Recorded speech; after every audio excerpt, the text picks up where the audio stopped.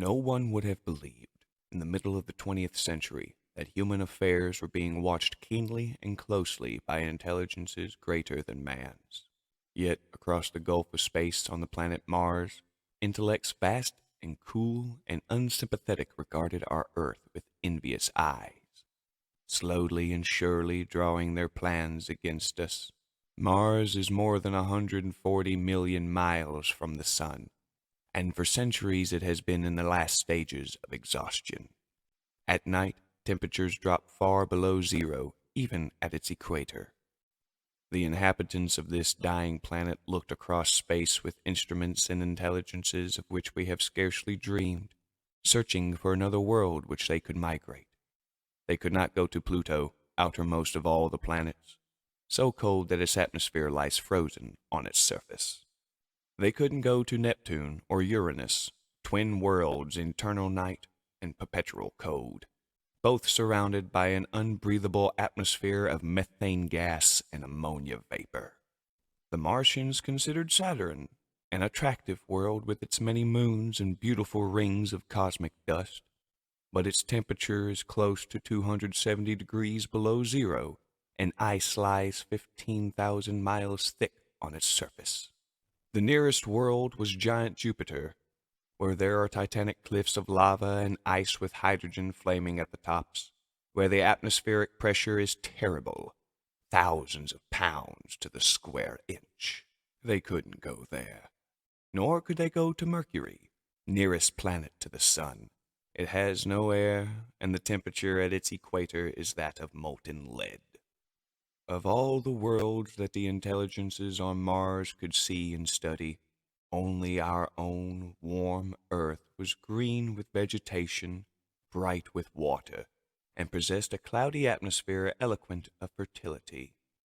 It did not occur to mankind that a swift fate might be hanging over us, or that from the blackness of outer space we were being scrutinized and studied, until the time of our nearest approach to the orbit of Mars, during a pleasant summer season. The Martians had calculated their descent upon our Earth with amazing perfection and subtlety. As more of their cylinders came from the mysterious depths of space, their war machines, awesome in their power and complexity, created a wave of fear which swept into all corners of the world.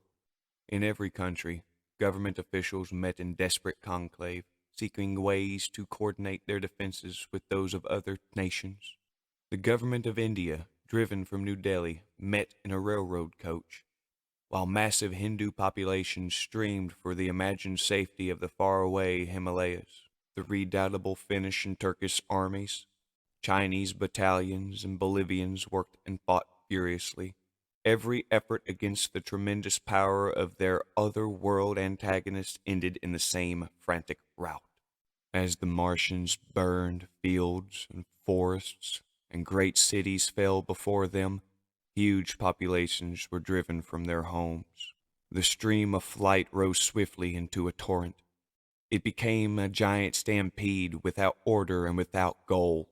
It was the beginning of the rout of civilization, of the massacre of humanity. A great silence fell over half of Europe, as all communication was disrupted.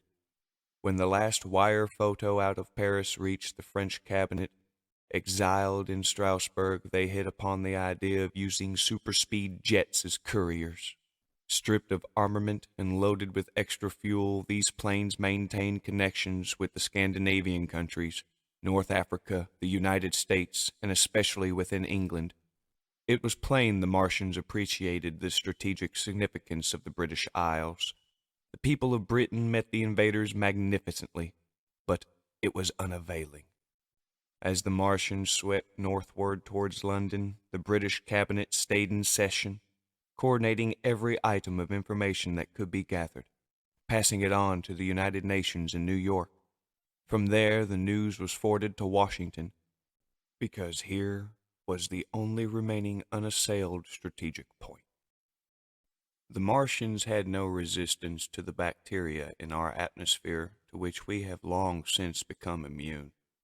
Once they had breathed our air, Germs which no longer affect us began to kill them. The end came swiftly. All over the world, their machines began to stop and fall.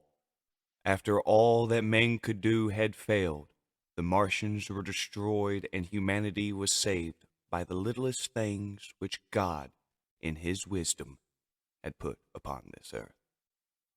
This has been Fishy 22.8, reading The War of the Worlds 1953 film narrator from Wikiquote.